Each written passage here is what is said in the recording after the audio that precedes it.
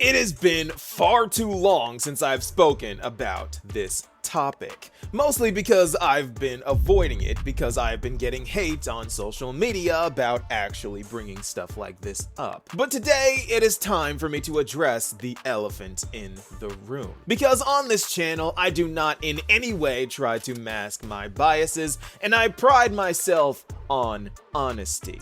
But to be honest, we have got to talk about the IPC again. Things have gotten so far out of hand, and this is no longer just a bunch of coincidences. This is a trend motivated by pure, unadulterated, unmasked evil. Once again, the IPC is ruining the entire cosmos, the entire universe of Honkai Star Rail right under our noses, and our beloved Astral Express crew is none the wiser, because of course they are. Drawn in by the insidious poison that Jade has granted for nectar, and once again we are left with wizened fruit to fill our livened bowels, as is her cornerstone chant. Yes, her chant is quite literally about poisoning people after gaining their favor, and I want you to keep that in mind going forward. But this Stoneheart isn't today's subject. That would be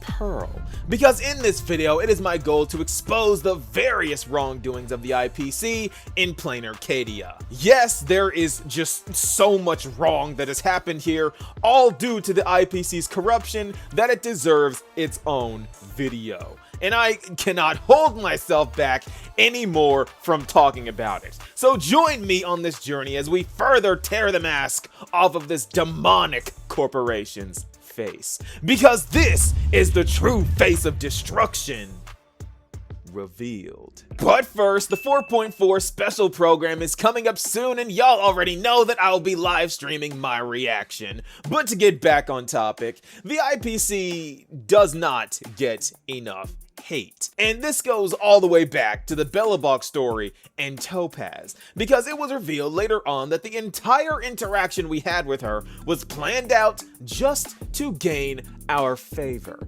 This entire ploy from Topaz being a sympathetic character is all a facade. Jade quite literally tells us this: a little ball of ice for the Astral Express's good favor. A little ball of ice in exchange for the Astral Express's good favor.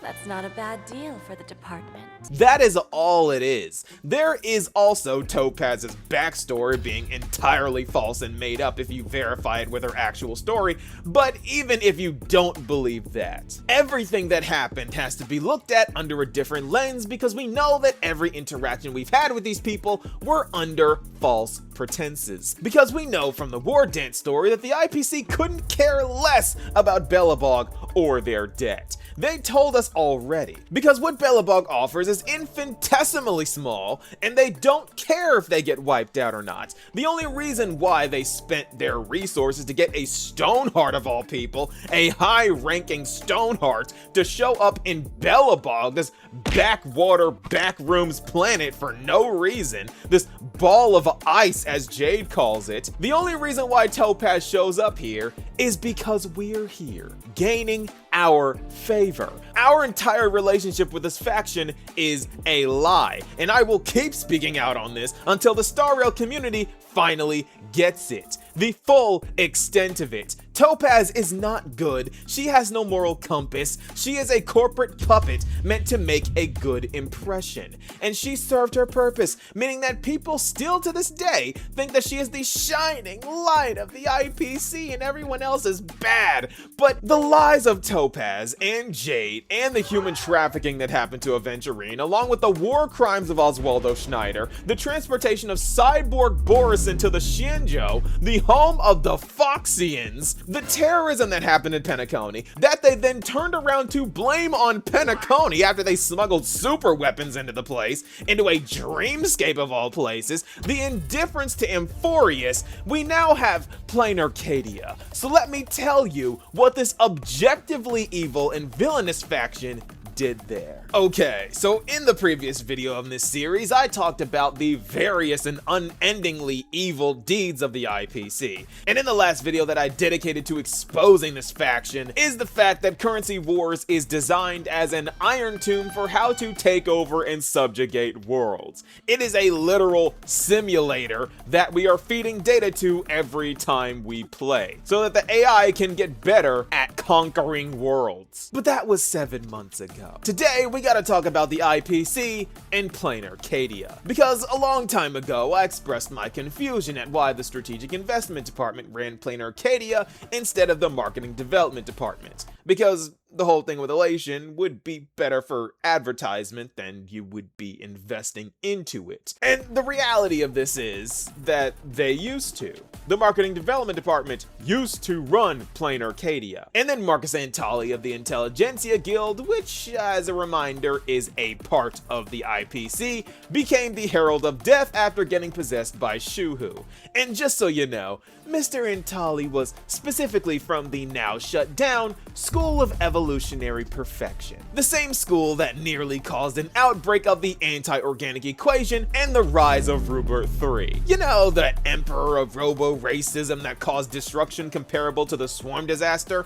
That guy. That guy that has more on-record destruction than any Lord Ravager we know of today. The single being that wasn't even an emanator that caused galaxy-wide destruction. Multiple galaxy-wide destruction events, nearly leading to the extinction of all organic life. That guy was nearly revived and reincarnated through the IPC's antics. But back on topic. After the carnage of this incident was ended at the hands of the Himikos, the fallout was covered up internally by the IPC. But of course, internally some changes had to be made, and the Marketing Development Department lost their claim to Plain Arcadia to their rival in the Strategic Investment Department, which is why they run it today and why Pearl is at the helm now. And I say rival because Diamond and Oswaldo, the two respective department heads, hate each other's guts. But this is all old news, because we already know enough already that the IPC is responsible for the first Herald of Death. But what about the second one?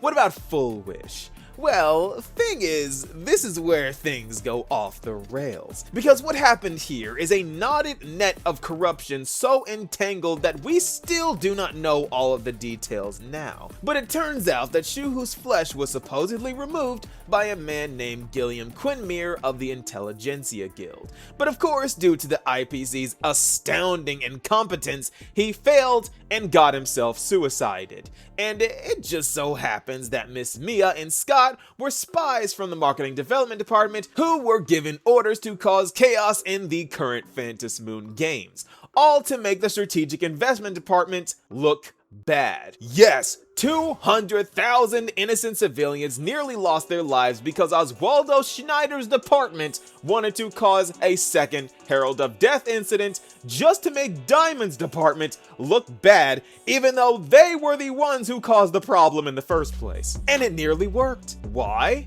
Because of Full Wish. Now, the entire issue with Full Wish you can say was caused by Assad Pramod, who most likely sent her the mask and the invitation to the tavern in the most sadistic and painful way possible, but this goes way further back than that, because when Full Wish says it took Plain Arcadia 15 years to kill her, what it means is it took the IPC 15 years to kill her. Let me explain exactly why. Because Full Wish was raised as a very much vulnerable and traumatized orphan who spent her early years plagued by the memory of the bloodstained games. Something that wouldn't have happened if it wasn't for the IPC's Marcus Antali and the Marketing Development Department's negligence. But either way, that happened, and Full Wish would later make her first TV appearance on the show Please Be Happy, where the IPC would see her potential and make her an industry plant, plastering her face all over Seafeld TV and making her name the most heard of in Plain Arcadia,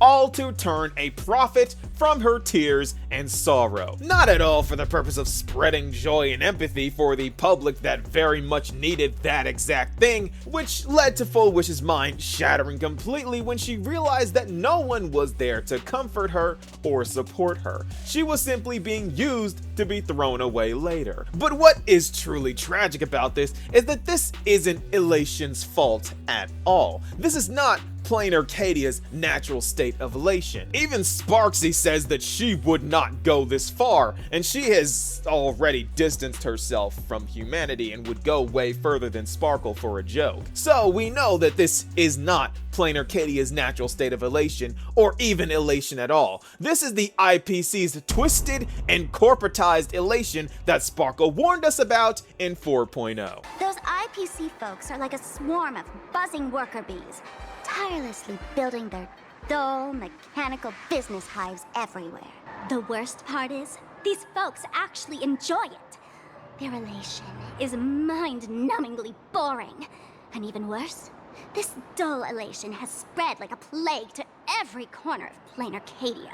Elation to turn a profit. Monetized and standardized elation that has warped and twisted the concept into something unrecognizable. This is the form of what Sparkle calls boring elation that took 15 years to slowly kill Full Wish. This dedication to monetary value and the impersonal addiction to profit naturally preys on vulnerable people just like Full Wish, baiting them in with smiles of compassion only to parasitically consume them and all they are worth only to cast them aside, much like the veracity. They say that the preservation is nothing more than a facade, and the IPC is, in truth, a cult devoted to the veracity. This toxic corporate culture is so incompatible to elation that it caused both Herald of Death incidents and has on multiple occasions resulted in turning a blind eye to the Lord Ravager gallivanting into their nation as he pleased. Because it is shocking how much attention the IPC pays to the Stellar Run Hunters when a Lord Ravager has been running laps around their security protocols for literal decades. And then you realize that for some curious reason, none of the Lord Ravagers are on the IPC's bounty list. Surprise, surprise. That the marketing development department colludes with the destruction, turning a blind eye to the spread of Stellarons. But now we gotta talk about Pearl. Now, this clanker, in all of her pride and lofty threats to Silverwolf, as if she had any weight to throw around in the first place, has pretended that she has been in control this entire time. The head honcho and CEO of Plain Arcadia, who aims to wrench away control of the Phantom Moon games from AHA themselves. Yes, remember when Pearl claimed to copy Punk Lordy and Aether editing and Graphia's Imagenesis and have the ability to manipulate the games and get masked whenever she felt like it, all to put the games into a systematic way so that she can control it. Yeah, it turns out her right hand, Miss Mia, was a marketing development department spy. Go figure, some control she has. For being an Intellitron who prides herself on her analytical skills, she is horrible at grasping and analyzing information, not only because of the Full Wish incident happening entirely under her watch, but also because of the fact that she hid that Ouroboros' remains were in Plain Arcadia, and it is her botched Imagenesis that caused the Torn Scroll to be as volatile as it currently is. Information that would have been wonderful to know if, I don't know, if she had the Astral Express crew helping her bring the Phantom Moon games to a safe and swift end, which was her goal that she told us.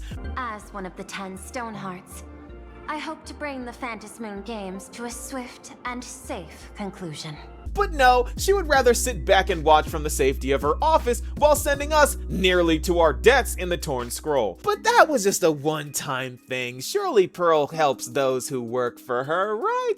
Or she just hangs them out to dry as always, because when she made a deal with Silverwolf, she did absolutely nothing as Wolfie was attacked by a Lord Ravager. Almost as if the two are working together, but luckily enough, Silverwolf was able to defend herself because she is the last Emperor of the Dark Zone. But after losing contact with Silverwolf and being impersonated by Assad Farmad, I don't recall her doing anything about it. Because she didn't. Pearl most likely intended for Wolfie to die, weaponizing her utter incompetence into something that would have brought her personal gain, hanging out the person with the #1 ranking bounty in all of the universe out to dry. Because when you think about it, what has Pearl done this whole time? Let Full Wish get manipulated right under her nose, let a Lord Ravager come and go as he pleased, nearly get everyone killed by the Veracity, nearly let Silverwolf get killed by Assad Pramad, and led Himiko into the trap of being alone with Assad Pramad. The same situation as Silverwolf. Remember that? Because it was because of her intel that Himiko is now face to face with a Lord Ravager in a 1v1. So as a result, this is either a cascading cacophony of ignorance and incompetence, But you already are its steward. Diamond will remember that you only took 6 months to claim that title. It was 5 months and 15 days. or this is all calculated and the IPC was working with the Veracity and the Destruction in an effort to kill literally everyone, because the Anti-Destruction Alliance was orchestrated to murder everyone in one fell swoop. The perfect bait and switch for those who grant poison for wine, because this is the true face of destruction revealed. Do not think that any of this is a joke or an exaggeration. Sure, I am highly biased against the IPC, but none of what I said is a lie, and you can read all of this yourself. These guys are the true villains of this entire game, and their actions become more blatant and more heinous each and every single time we learn more about them. There are no good Stonehearts. There are no good IPC higher-ups. They are all corrupt, and I will continue to expose each and every single one of their wrongdoings, so that when they are revealed as the true big bad after Nanook, I will sit back, point to my massive accumulated mountain of evidence, and laugh, as is the Elation way. I won't do anything about it, but I will just laugh at the fact that I was right. What do you guys think? Be sure to let me know, and I'll see you all in the next video. Peace, y'all.